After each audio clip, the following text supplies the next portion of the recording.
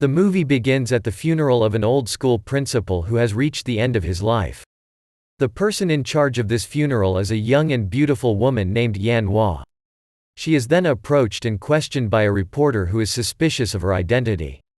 This suspicion arises because the old principal was a terminal cancer patient.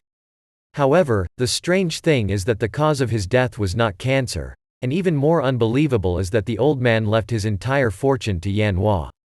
Despite the reporter's attempts to dig deeper, he has no luck and eventually leaves. After the funeral, the reporter seeks out Yeon-hwa again, only to find her living alone in a huge mansion. After much persuasion, Yeon-hwa begins to share the story of how she met the old principal. Yeon-hwa was a caregiver hired by a lonely man named Jong-sup to take care of him.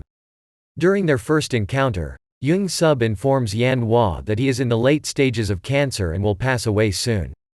He expresses his desire to live a peaceful life and requests that Yeon-hwa attend to his every need until then. Yeon-hwa agrees to this arrangement. However, as the days go by, Jong-sup's behavior becomes increasingly mean towards Yeon-hwa's care. He easily gets angry if the food is not to his liking and demands long hours of massages. One night, after having a nightmare, Jong-sup wakes up and finds Yeon-hwa asleep. Instead of watching over him, he becomes angry and throws a glass of water at her to wake her up. Surprisingly, Yeon-hwa remains calm, and the old man goes back to sleep. As more days pass, Yeon-hwa gradually learns Jong-sup's likes and dislikes, and he becomes more lenient towards her. The two of them start to grow closer. One night, Jong-sup takes Yeon-hwa to a reunion party, where she is volunteered by one of Jong-sup's friends to sing a song on stage. The song captivates Jong-sup, and on their way home, he becomes curious and asks her where she learned the song. She reveals that her ex-boyfriend, who passed away some time ago, taught it to her. The song used to be Jong-sup's wife's favorite. The next day, while Yeon-hwa is giving Jong-sup a pedicure, he begins to talk about his lost son and asks her why she is there taking care of him instead of enjoying her youth elsewhere. However, Yeon-hwa does not provide a satisfactory answer and simply says she is following the path set out for her. The following day, Jong-sup experiences a painful episode from his illness and starts screaming in anguish. Yeon-hwa rushes to help, but he asks her to prepare his suit instead and ignores her assistance. Once his pain subsides, Yeon-hwa hands him his suit and he asks her to go to a photo studio to collect a photo. When she receives the photo, Yeon-hwa realizes that Jong-sup intended to end his own life. Fortunately, she hurries back just in time to prevent any tragic outcome. Yeon-hwa pleads with Jong-sup to continue living, and in that moment, he realizes he has someone to live for. As the days pass, the two of them grow closer, and Jong-sup gradually becomes happier.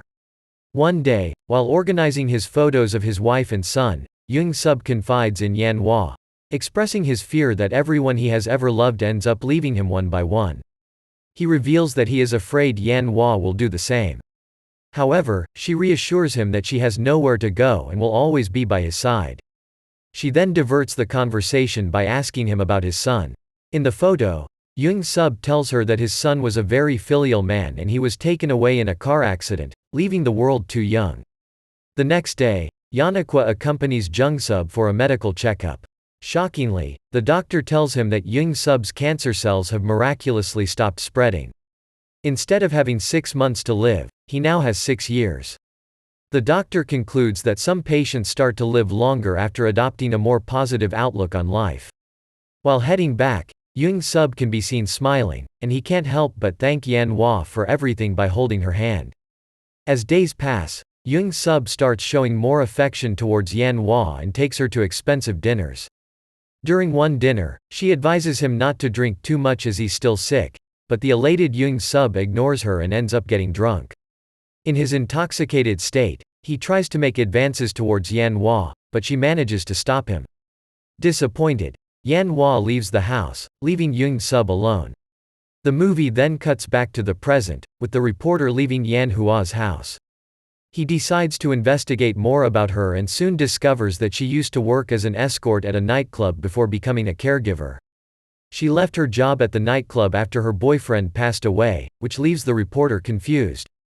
Desperate to know the truth, the reporter seeks out Yeon-hwa again and stumbles upon a photo of a man who seems familiar to him.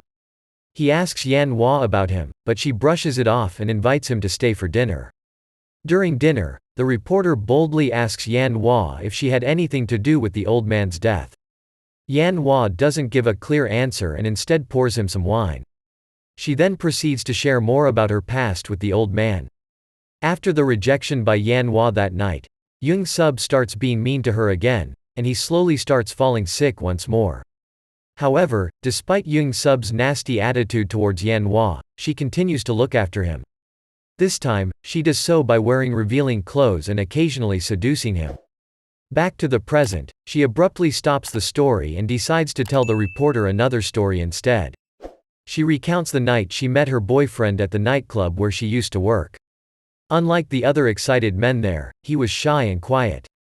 Yeon-hwa takes an interest in him because he stood out from the rest.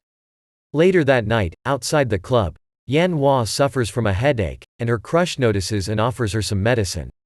She finds him adorable and they go out for supper, eventually entering into a relationship. Back to the present again, the reporter somehow ends up spending the night at Yeon-hwa's home after getting drunk from all the wine he drank. He discovers Yeon-hwa crying in the shower and she reveals a dark past she had gone through. She emphatically states that she didn't murder the old man and claims her innocence. The reporter begins to feel sympathy for her, and the two end up holding hands. After a night of holding hands, the reporter wakes up to find Yeon-hwa not around. He stumbles upon an old news article about Yeon-hwa's boyfriend, realizing that he was the son of the old man. Furthermore, he didn't pass away in a car accident but took his own life after a traumatic experience. The reporter, now even more intrigued, delves deeper into his investigation and discovers that Yeon-hwa had been concocting love-inducing potions. She had spiked both his and the old man's drinks when he was alive. The movie then cuts back to the past, where Jong-sup is seen trimming his beard. He takes out a ring and tries to put it on a sleeping Yeon-hwa, but she rejects his proposal and starts acting cold towards him. Despite Jong-sup's persistent attempts to win her over, including offering his house and all his money, she rejects them as well. Later that night, Yeon-hwa returns home and Jong-sup continues to beg for her love.